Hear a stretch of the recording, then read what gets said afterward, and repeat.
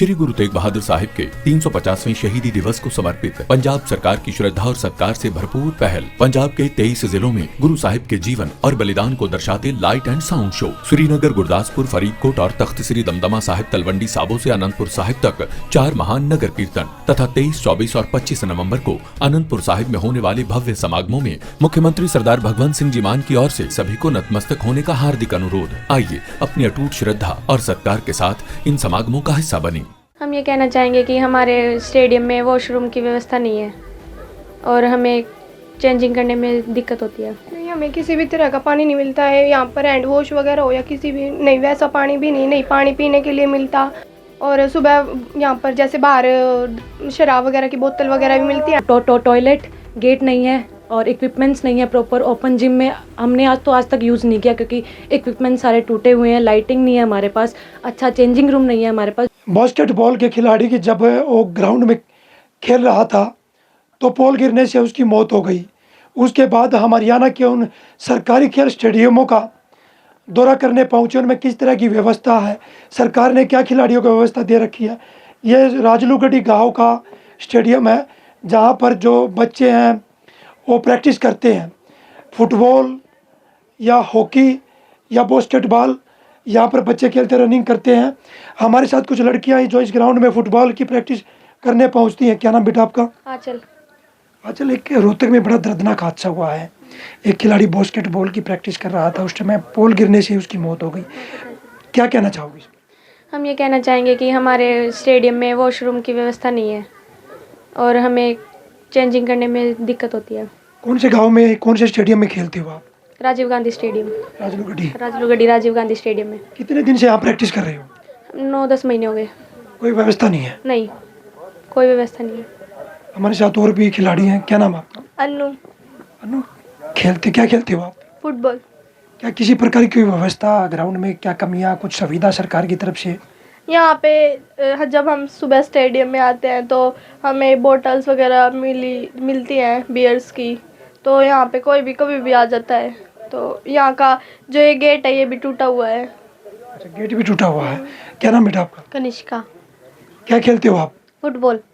किस प्रकार की सुविधा इस ग्राउंड में है जिसमें आप खेलने आते हो? क्या व्यवस्था इसमें है?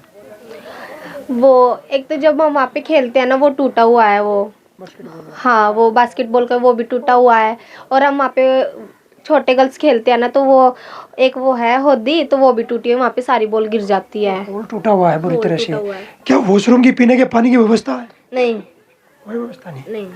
कोई व्यवस्था। क्या कहना चाहोगे, किस तरह की व्यवस्था पीने के पानी की, चेंजिंग रूम की, वॉशरूम की? कोई नहीं, हमें किसी भी तरह का पानी नहीं मिलता है यहाँ पर, हैंड वॉश वगैरह हो या किसी भी नहीं, वैसा पानी भी नहीं पानी पीने के लिए मिलता। और जैसे सुबह भी आते हैं ना हम कई बार, तो यहाँ पर मतलब दरवाज़ा भी नहीं है। और सुबह यहाँ पर जैसे बाहर शराब वगैरह की बोतल वगैरह भी मिलती है। हमारे यहाँ पर पानी की वो पाइप भी लगाते हैं ना, वो भी हमारी कटी हुई है। तो मतलब पानी घर से लेके आते हो? हाँ, पानी घर से लेके आते हैं हम। हमारे सारी चीज़ हम घर से ही लेके आते हैं। जो बाहर से आते हैं वो भी अपना बाहर से ही लेके आते हैं। यहाँ पे एक हॉल बना हुआ, हॉल के अंदर जिम है, ओपन जिम, उसमें किस तरह की व्यवस्था है? टूटा हुआ है सर सभी। क्या लड़कियों के लिए चेंजिंग रूम, टॉयलेट, वॉशरूम की व्यवस्था यहाँ पर ठीक है? नहीं सर, बिल्कुल भी नहीं। यहाँ पे ना ही कोई टॉयलेट है, ना ही चेंजिंग रूम है। बल्कि अगर हम सुबह आते हैं, शाम को हमें लेट हो जाता है, तो यहाँ पे लाइटिंग की भी कोई व्यवस्था नहीं है। जो भी करते हैं सुनील सर अपने से ही करते हैं। हमें जो इक्विपमेंट सभी मिले हैं या बोले वगैरह मिलती हैं, किटें मिलती हैं, वो सब सुनील सर खुद से ही करते हैं।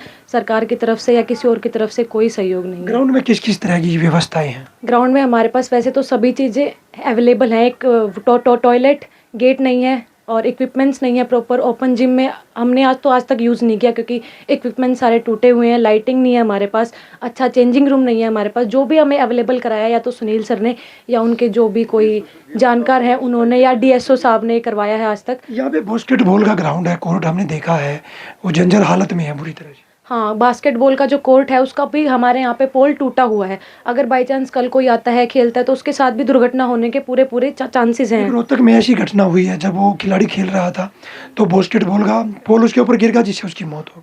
हाँ जी, वो मैंने देखा और वो बहुत ही एक मतलब दुखद घटना थी। और यहाँ पे भी ऐसे होने की संभावना है क्योंकि बास्केटबॉल का कोर्ट बिल्कुल टूटा हुआ है। आप जाओ तो देख के जाना, बहुत बुरी हालत है यहाँ के ग्राउंड की भी। और हमें प्रॉपर ग्राउंड भी नहीं मिलता यहाँ पे, मतलब हम छोटे से ग्राउंड में खेलते हैं, यही हमारे पास अवेलेबल है।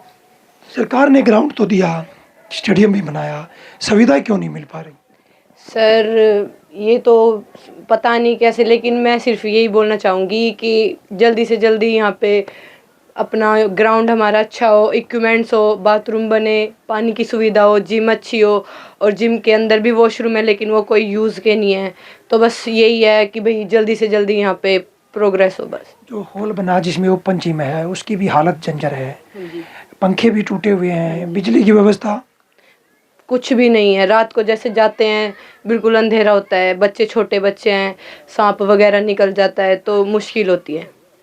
देखिए हमारे साथ ये खिलाड़ी थे जो राजलूगड्डी गांव में एक स्टेडियम है उसमें खेलने आते हैं, छोटे बच्चे भी हैं, बड़ी लड़कियां भी हैं। इनका कहना है कि स्टेडियम जरूर है, टॉयलेट बनाई गई है पर उसमें कोई व्यवस्था नहीं है, गंदगी के ढेर से वे ढकी गई हैं, पंखे हैं, बिजली की व्यवस्था नहीं है, बास्केटबॉल का जो कोर्ट है वो भी टूटा हुआ है। इनका कहना है कि स्टेडियम तो बना दिया पर बच्चों को कुछ सुविधा नहीं मिल पा रही है। सोनीपत से पवन राठी,